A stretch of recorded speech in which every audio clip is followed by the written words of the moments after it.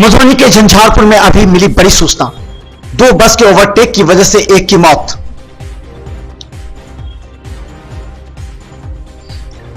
Passenger लेने के चक्कर में दोनों बस के ओवरटेक के बीच में फंसा साइकिल सवार युवक।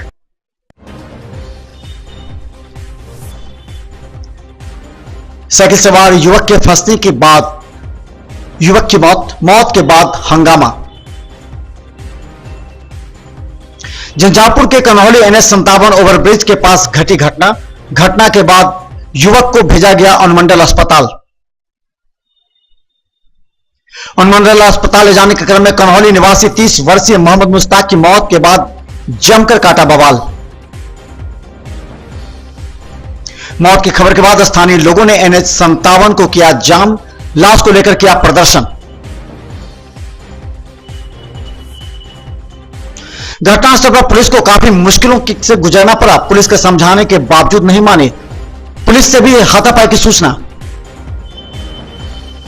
सरकारी गाड़ी से ओवरटेक के कारण मौत के बाद हंगामा, लोगों में आक्रोश अभी भी है जाम। मिथिला मंच की बड़ी खबर।